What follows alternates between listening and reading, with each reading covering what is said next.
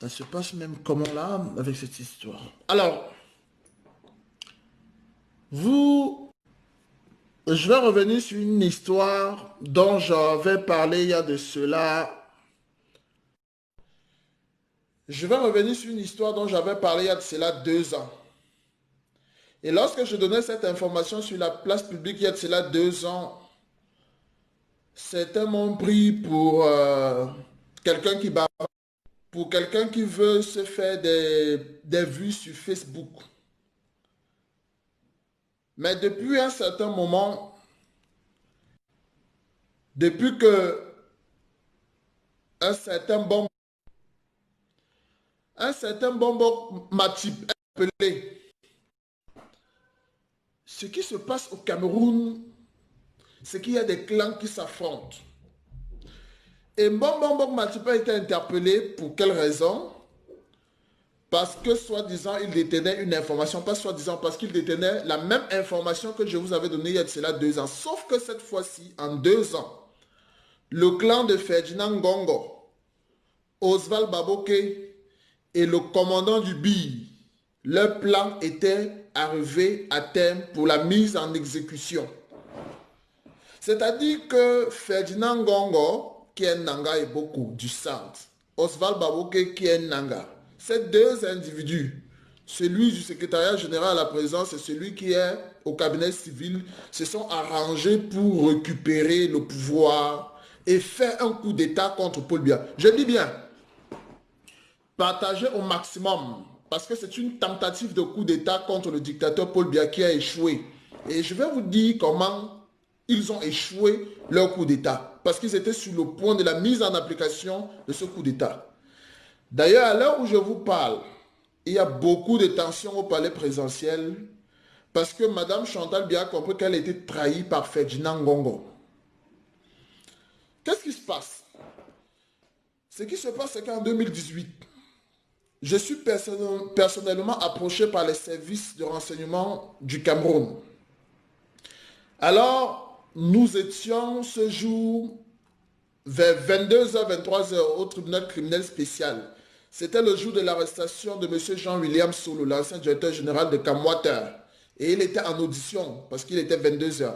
Et j'étais venu le rendre visite au tribunal criminel spécial, le service spécialisé. Lorsque c'était pas une audience, c'était, puisque lorsqu'on arrête, il y a ce qu'on appelle l'audition, au service spécialisé. Les services de renseignement m'ont approché pour me remettre un document. Ils ont d'abord pris la peine, nous avons échangé environ 30 minutes, ils m'ont remis un document confidentiel. Ce document confidentiel, si vous me donnez 1 minute, je vais prendre la carte de visite du général avec lequel j'avais échangé sur cette affaire, le général de gendarmerie, le commandant de la première région de gendarmerie. Permettez-moi de prendre sa carte de visite, j'ai oublié, avant que nous puissions continuer.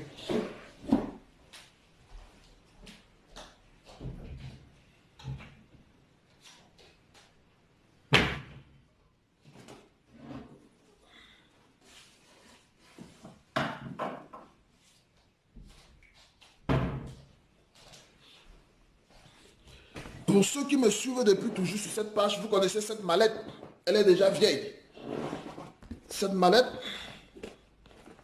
voilà.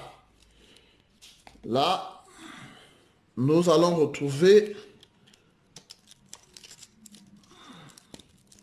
le numéro de ce général, si général de brigade, voilà. Voilà. Parce que nous allons parler avec les preuves, avec des preuves. Le général commandant de la première région de gendarmerie, général de brigade Ouseni Dibo. Voilà. Voilà. Général de brigade Ouseni Dibo. Pour ceux qui ne voient pas bien. Je ne sais pas si ça filme bien. Voilà. Alors, lorsque j'avais eu les informations disaient quoi? J'avais demandé au service de renseignement à ceux qui m'ont apporté ces éléments d'information avec des documents que pourquoi vous me donnez des informations aussi sensibles de la République du Cameroun. Ils m'ont dit que Maxime Eko, le directeur des renseignements, que ce soit le renseignement intérieur que le renseignement extérieur, le renseignement, la hiérarchie du renseignement est corrompue. Et ils ne veulent pas faire passer remonter ces renseignements à l'intérieur de la maison parce qu'on va bloquer les informations, le renseignement, et ils risquent d'avoir des problèmes. Mais comme c'est une tentative de coup d'État contre Paul Biya et contre la République, ils préfèrent me donner le document pour que je remette à la tante de Chantal Biya, pour que la tante de Chantal Biya puisse remettre à Chantal Biya.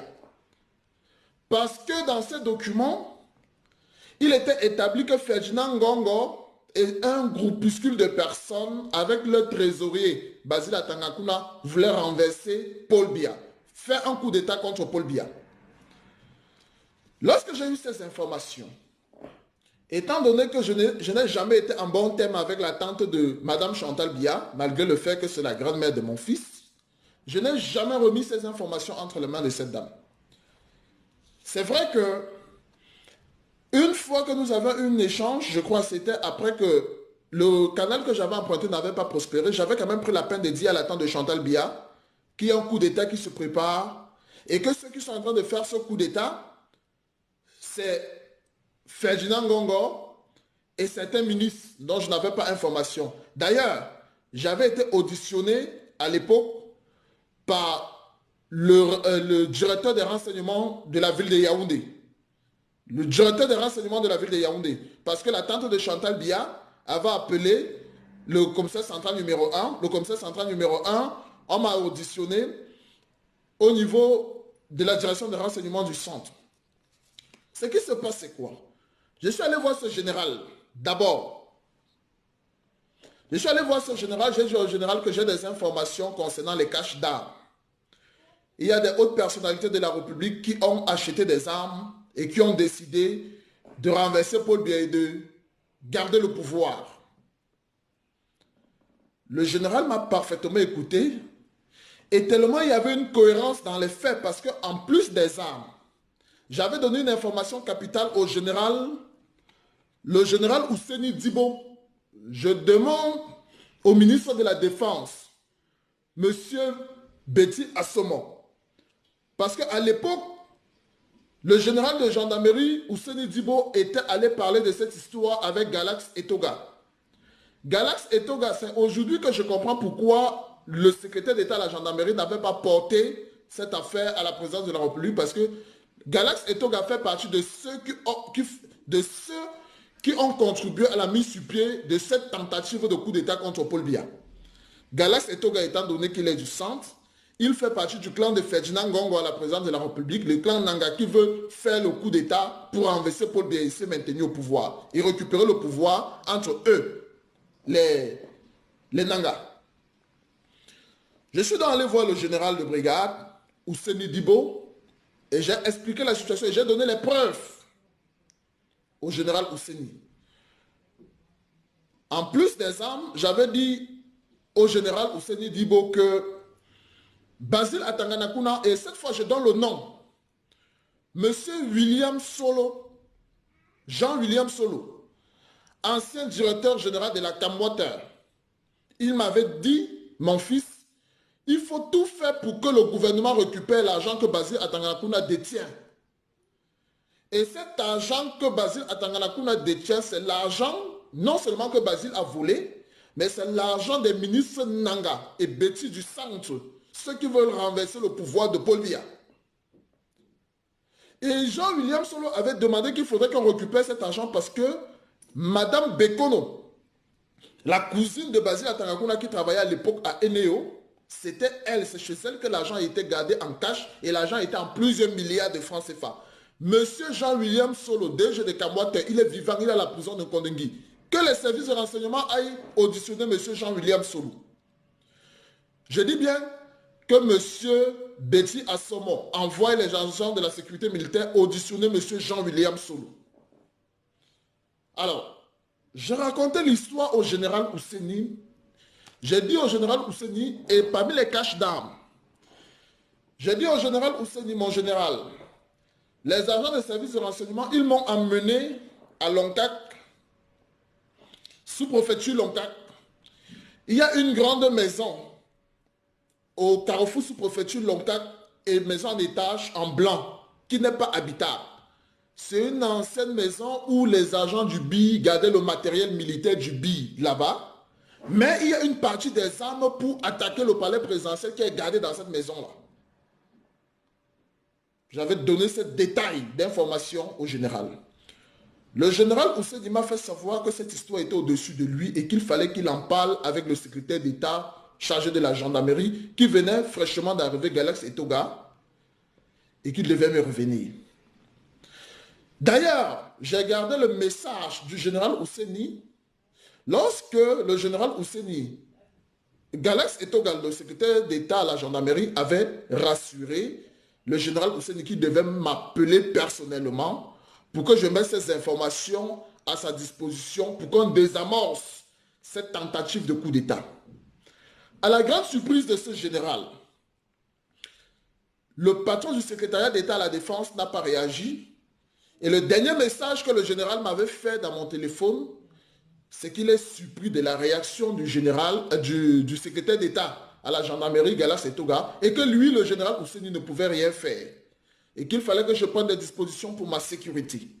En tant qu'un père, il m'a donné ce conseil. J'ai compris que j'étais dans la merde et que l'affaire était vraiment compliquée. Parce que une information comme celle-là, où un secrétaire d'État à la Défense dit à un général qui va s'en occuper, et sur quoi quand le général appelait le secrétaire d'État à la Défense par rapport à l'affaire, pendant 2 fois, le secrétaire d'État n'a pas pris le téléphone et le général a dit qu'il ne peut pas harceler son patron par rapport à une affaire. Donc, il ne prenait plus, Galax Etoga ne prenait plus les appels du général Ousseni par rapport à cette histoire. Je suis venu, j'ai parlé de ça ici sur Facebook, on nous a fait croire que c'était le bavardage. Sauf que 2 ans après, voilà Mbombo Matip qui a interpellé, il est arrêté. Excusez-moi, donnez-moi une minute s'il vous plaît.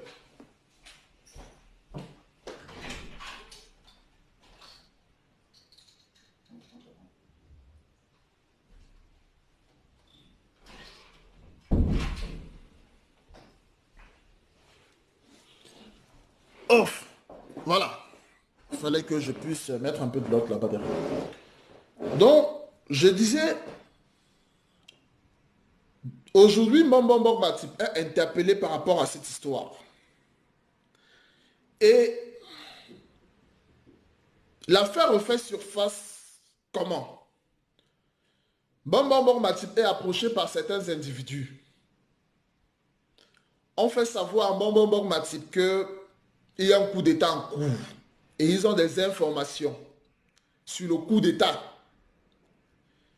Alors, il est question pour eux d'utiliser l'information pour se faire de l'argent.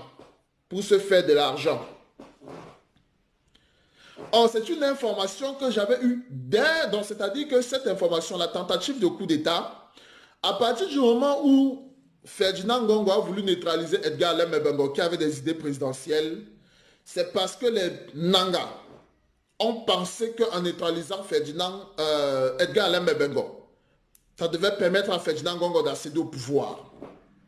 Donc le plan était déjà, c'est un plan qui était depuis 2017 parce que j'ai cette information des services de renseignement, je crois, en mars 2018, mars-avril 2018. Cette information. Or, le plan du coup d'État contre Paul Biya, c'est un plan qui remonte en 2017. Mbombo Matip a donc cette information avec ses amis, les Hervé Medambapou, qui sont les indiques, et d'autres personnes. Ils décident de se faire de l'argent avec ces informations.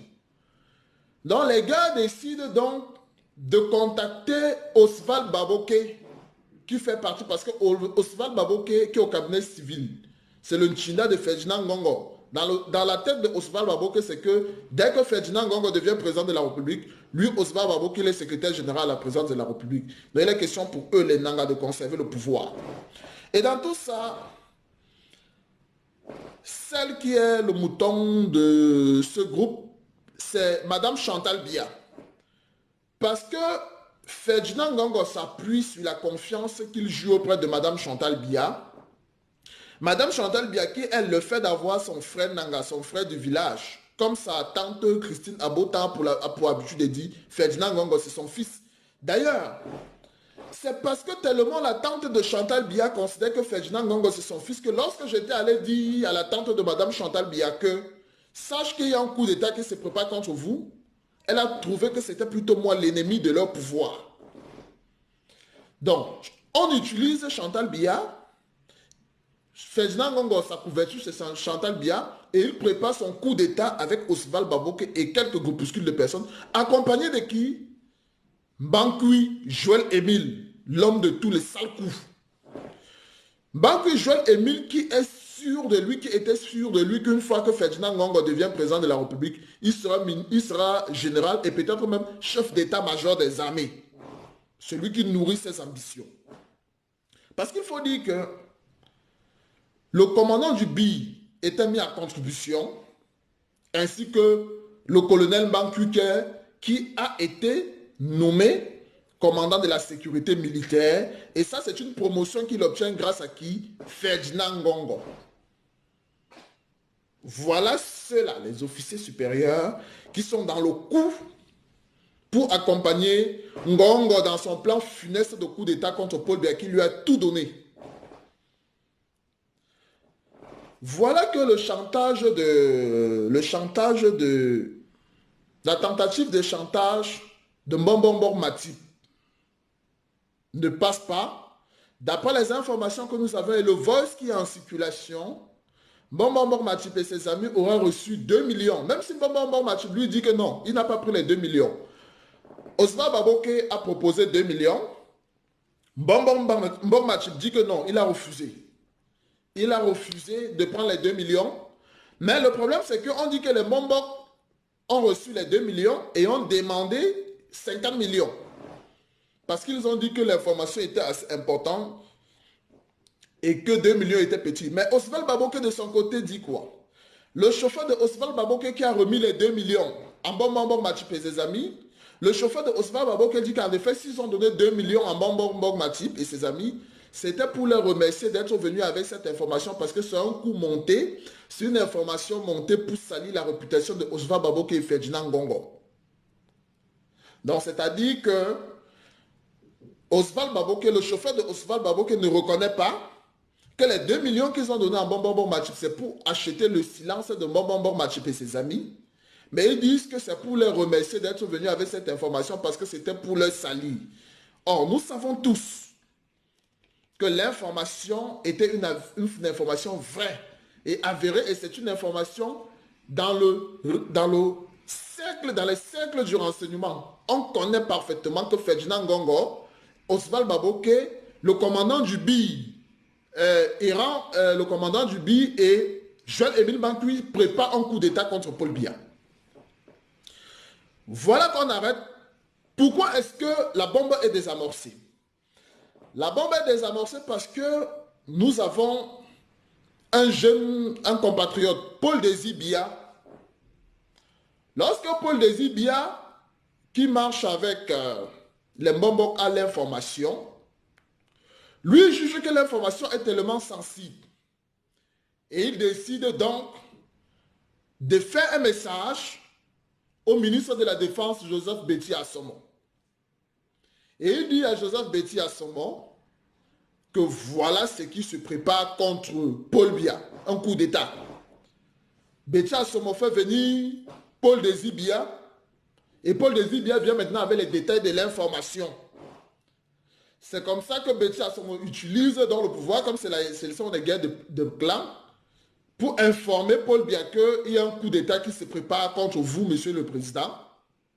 Et voilà ceux qui sont impliqués dans cette tentative de coup d'État.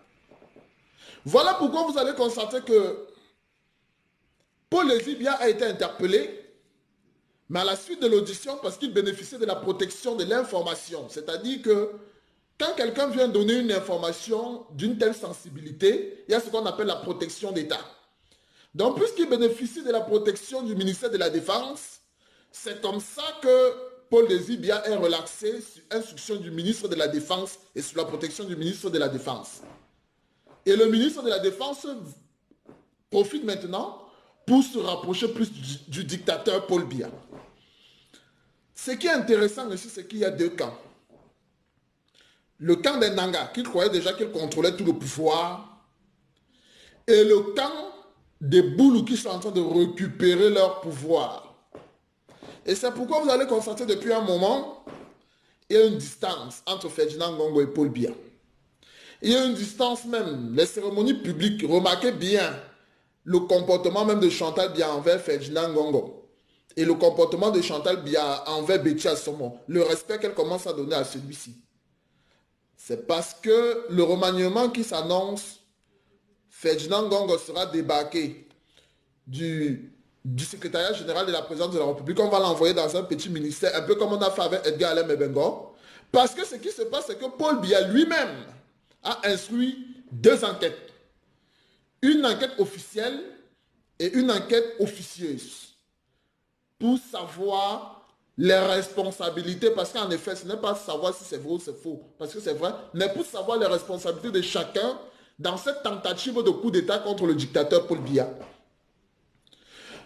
Maintenant, c'est un statu quo. On se regarde en chien de faïence. Mais le maître du jeu, en ce moment au Cameroun, c'est Betty Assomo. Le maître du game, king of the game, c'est Joseph Betty Assomo, le ministre délégué chargé à la présidence chargée de la défense. Parce qu'il avait reçu l'information de Paul Désir Biya sur le coup d'État qui se préparait. Et il a utilisé cette information, il a sauvé la vie de Paul Biya. Il a même sauvé Chantal Biya elle-même. Parce que elle devait se retrouver dans une situation où Ferdinand Ngongo, à qui elle a tout donné, devait arracher le pouvoir et peut-être pouvait même l'éliminer physiquement. Voilà le plan funeste de Ferdinand Ngongo, Oswald Baboké, le commandant du BI, Joël Émile Mbankui, contre Paul Biya, qui leur a tout donné.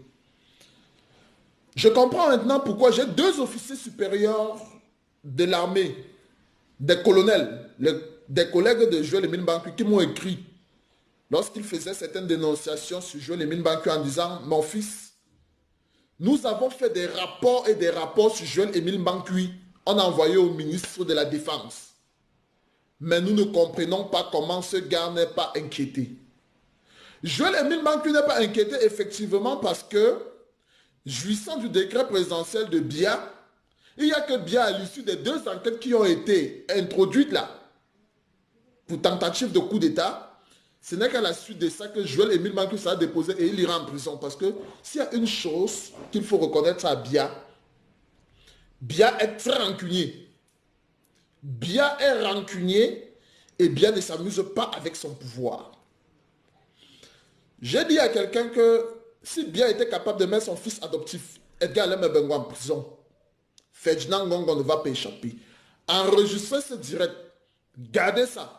Parce que nous avons la courte mémoire.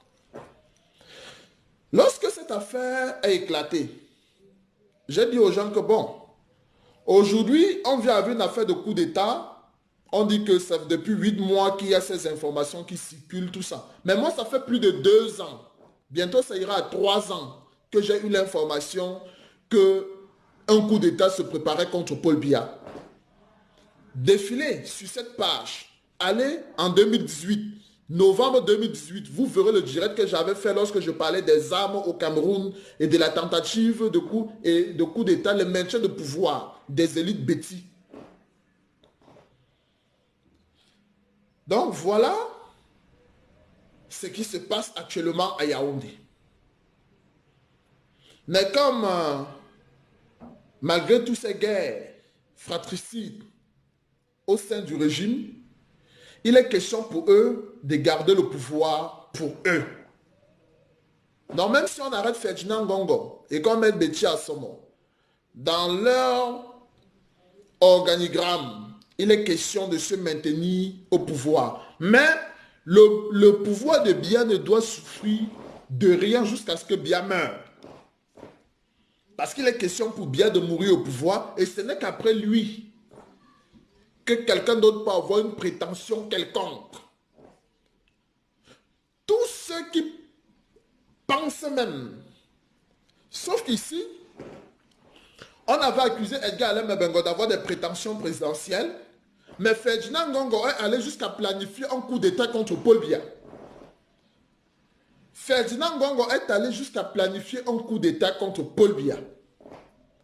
Avec la complicité de Oswald Baboké, avec la complicité du commandant du BI et avec la complicité du colonel Joël-Émile Mbankui. Regardez par exemple, lorsqu'il y a des rapports des officiers contre Joël-Émile Mbankui, ça ne prospère pas parce que Ferdinand Ngongo au secrétariat général, même lorsque ce sont des rapports du MINDEF qui arrivent au secrétariat général contre Mbankui, Ferdinand Ngongo il prend et il s'assoit dessus. Lorsque le chauffeur de Oswald Baboké avait certains militaires en service à la présidence partent voler des voitures au Togo, au Bénin, pour revenir, parce que Oswald Baboké s'est fait passer pour un grand vendeur de voitures. La Mercedes GL de Brenda Dia, c'est une voiture qui a été volée en Afrique de l'Ouest, qui a été vendue. La voiture que la femme de Oswald Baboké et la plupart des voitures qu'on achète pour venir à la présidence avec sont des voitures volées. Et le chef de gang de ce réseau de vol de trafic de voitures, c'est Oswald Baboké. Et sa main, son bras droit, c'est son chauffeur. Le chauffeur de Oswald Baboké. Pour faire ces cambriolages et ces braquages en Afrique de l'Ouest, soit ce sont les laissés-passer de la présidence de la République pour convoyer ces voitures pour revenir au Cameroun avec. Et ceux qui partent pour ces coups, ce sont des éléments de la sécurité militaire de Joël-Émile Mbankui. Moi, je venais tout simplement pour vous rappeler, très chers amis, vous qui me faites l'honneur de me suivre sur cette page, que rien ne nous surprend. Parce qu'aujourd'hui, que c'est déjà sur la place publique où ce sont les journalistes qui portent l'affaire du coup d'État de Ferdinand Ngongo contre Paul Biya, vous ne devez pas être surpris parce qu'il y a de cela 3 ans. Je vous avais dit, j'avais des documents avec moi. Ma mallette que vous voyez là, cette mallette, tous ces documents étaient avec moi lorsque je suis arrivé au Sénégal. Lorsque l'ambassade du Cameroun est venue corrompre l'hôtel là où je vivais, on a confisqué mes bagages. Pendant 4 mois, lorsqu'on m'a remis mes bagages, je n'avais plus ces documents dans cette valise. L'ambassade du Cameroun au Sénégal, en complicité avec l'hôtel où je logeais, ils ont récupéré ces documents confidentiels que j'avais ici. C'est pour vous dire que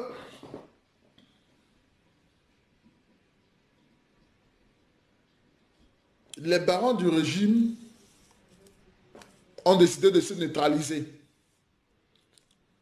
Nous les observons. Et moi, je ne fais pas dans la fabulation. Je ne fais pas dans le m'as-tu vu, comme les autres veulent faire. Lorsque je prononce quelque chose de ma bouche, c'est que j'ai l'information de source. Mais malheureusement, nous sommes dans un pays où les gens aiment beaucoup le m'as-tu vu. Et c'est ça, malheureusement. Lorsque j'ai donné cette information-là, il y a cela 3 ans, bientôt 3 ans, personne ne m'a pris au sérieux. Personne. Il a fallu attendre 3 ans après, lorsque ça éclate partout. Les journalistes sont en train de dire que tentative de coup d'État, Ferdinand Ngongo impliqué. Les gens pensent que c'est une nouvelle affaire. Pourtant, c'est une histoire que Narcisse Nganchop en a parlé il y a cela 3 ans. Je vois dans des rapports qui circulent, on dit qu'on ne connaît pas le lieu où se trouvent des armes dans Yaoundé, au fait que les lieux n'ont pas été identifiés. Moi, j'ai donné un exemple. J'ai identifié un lieu, puisque les agents de renseignement, moi, ils m'ont vu au tribunal criminel spécial, il était 22h, environ 23h, on a causé 30 minutes. On a pris rendez-vous le lendemain. Le lieu du rendez-vous où j'ai demandé au service de renseignement de me retrouver, à l'hôtel La Falaise de Yaoundé. Parce que pour moi, j'étais venu au TCS cette nuit-là pour voir M. Jean-William Solo. Je leur ai dit, vous me retrouvez le lendemain. Et d'ailleurs, le jour où ils m'ont approché la nuit pour me donner les informations, il n'y avait pas ce document. C'était un gros livre comme ça. Avec les détails. Les détails. Je leur ai donné rendez-vous le lendemain, ils m'ont retrouvé à l'hôtel La Falaise de Yaoundé. Parce que pendant 1 heure de temps, on a échangé, ils m'ont remis le document. Demandez, pour les services de renseignement qui suivent ça, demandez à la tante de Chantal Biya, si moi je ne lui ai pas dit à cette maman, maman Christine Abotan, si je ne lui ai pas donné l'information dont on parle aujourd'hui que Ferdinand Ngongo, leur fils, a voulu faire le coup d'État. Est-ce que je n'avais pas donné cette information à la tante de Chantal Biya pour dire que Ferdinand Ngongo prépare un coup d'État? Est-ce qu'on m'a cru? On a même cru que les documents dont je disais avoir, que c'était des trucs préparés avec mes amis. Mais c'est clair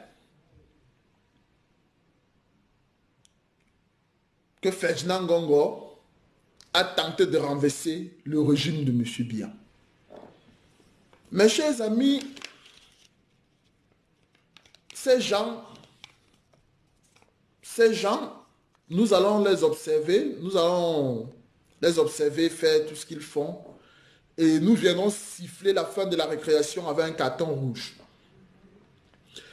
Depuis que j'ai donné l'information, si l'information venait de moi, Narcisse Nganchop, on pouvait dire que je suis un affabulateur ou bien que je bavarde. Comment un monsieur, comment un papa comme Jean-William Solo, directeur général de la Camwater, il est le cousin de Basile Atanganakuna au cadre de l'État. Comment il peut donner une information et le gouvernement en nos jours n'a pas ouvert une enquête concernant les milliards que détenait Madame Bekono, la cousine de Basile Atanganakuna, l'argent volé du Cameroun? Pourquoi une enquête n'a pas été ouverte? Point d'interrogation. Parce que lorsque je vais voir le général, je dis au général que Basile Atanganakuna détient l'argent du Cameroun. Et cet argent se trouve entre les mains d'une certaine Bekono. J'ai même donné la maison de la dame.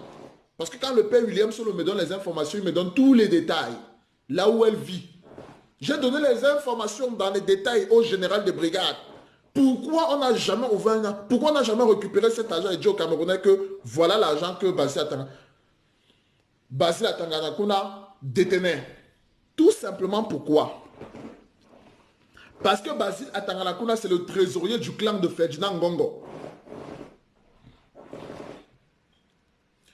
Envoyé, moi, je n'ai aucun contact avec la famille de Chantal Biya, mais envoyé ce direct au palais présidentiel. Que Madame Chantal Biya pose ses fesses sur un canapé. Que Madame Chantal Biya pose ses fesses et qu'elle suive bien ce que je dis là. Ce n'est pas un sabotage. Si elle doute qu'elle envoie les gens en Kondegui, aller voir le père Jean-William Solo. Déjà que je ne sais pas ce que ce monsieur-là fait en prison. Qu'elle envoie les gens aller voir Jean-William Solo. William Solo lui donnera des informations sur Basile et sur Ferdinand Ngongo. Pourquoi Ferdinand Ngongo veut par tous les moyens libérer Basile Atanganakuna? Parce que Basile Atanganakuna est le seul qui détient tout l'argent de ce clan-là. C'était le trésorier de tous ceux qui veulent faire le coup d'État contre Paul Biya. Basile Atanganakuna. Il est le trésorier de ceux-là. D'ailleurs, qu'est-ce qui explique que Ferdinand Ngongo, en complicité avec Joël Émile Mankui, en complicité avec Maxime Eko et Mbangangele, ils ont fait sortir Basile Atanganakuna de Yaoundé. Donc, Paul Biya a voyagé pour la France comme aujourd'hui. Le même jour que Paul Biya a voyagé pour la France, la nuit, ils ont fait sortir Basile Atanganakuna pour qu'il aille au Nigeria. C'est l'alerte que les journalistes ont lancée et le bruit que ça fait, c'est depuis Paris que Paul Biya ordonne à Ferdinand Ngongo de trouver tous les moyens pour amener Basile Atanganakuna à Yaoundé et le mettre à la disposition de la justice. Sinon, Ferdinand Ngongo et ses amis ont exfiltré Basile Atanganakuna de Yaoundé pour l'envoyer au Niger pour qu'il sorte. Et c'est à partir de l'extérieur que Basile Atanganakuna devait financer le coup d'État contre Paul Biya lui-même. Et Ferdinand Ngongo devait être assis au secrétariat général à la présidence comme s'il n'est au courant de rien. Pourtant, le coup d'État qui sera monté par ces gars, ce sera en la faveur de Ferdinand Ngongo. Voilà les faits de haute trahison des proches collaborateurs de M. Paul Biya. Voilà. Mes chers compatriotes, je vous avais dit dans l'un de mes directs que nous avons affaire à des individus qui sont plus dangereux que la mafia sicilienne. Je vous avais dit que ces gars,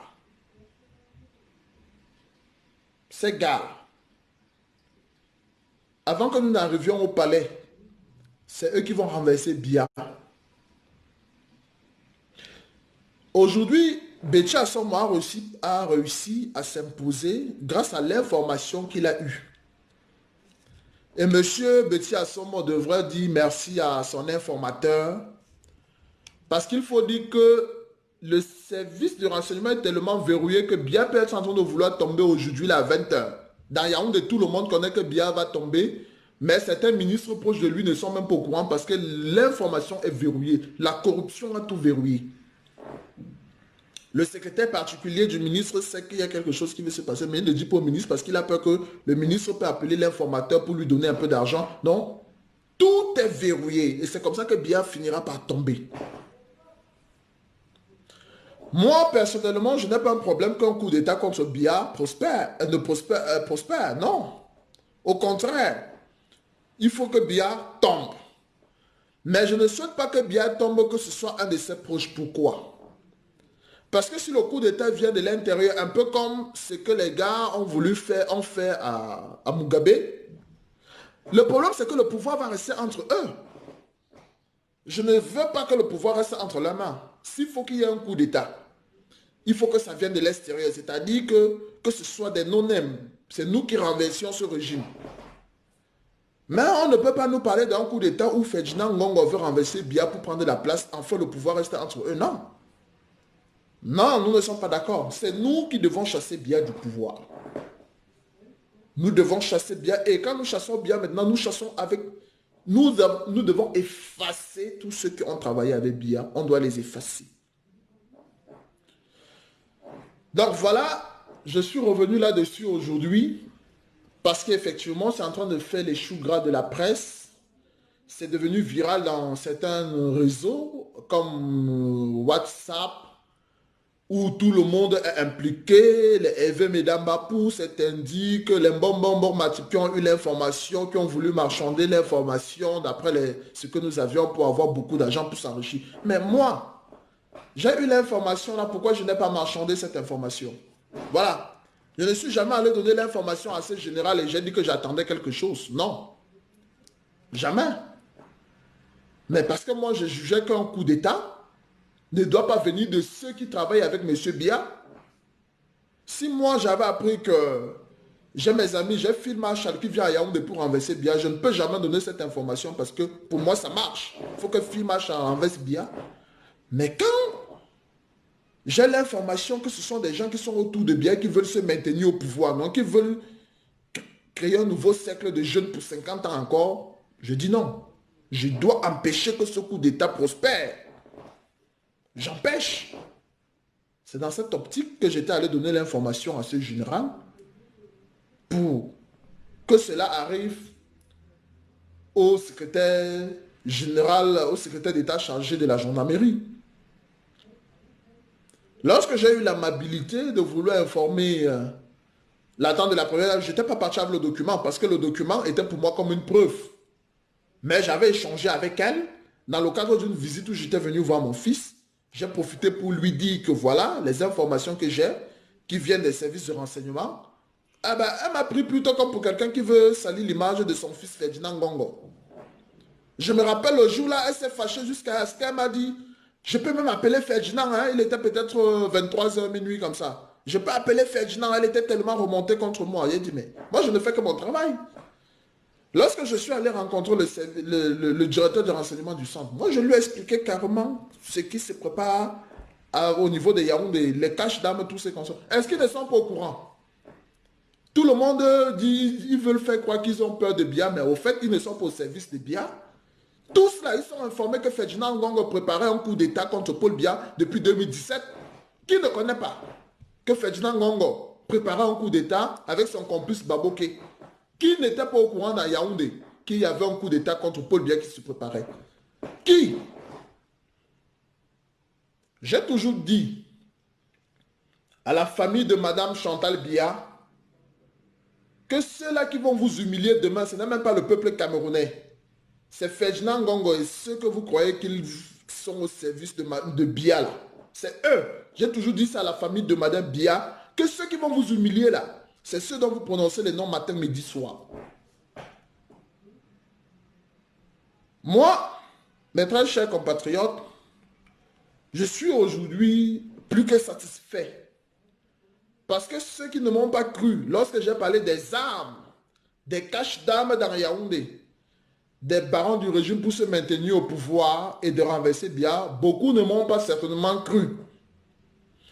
Mais aujourd'hui que c'est en train de vouloir prendre le dehors sur la place publique, vous vous souviendrez que non, effectivement, le colonel du chassement nous avait parlé de cela il y a de cela 3 ans. En attendant la suite des événements, la mobilisation pour le départ du dictateur Paul Biya se poursuit. Très bon dimanche, fin de dimanche et bon début de semaine à toutes et à tous. La patrie ou la mort, nous vaincrons.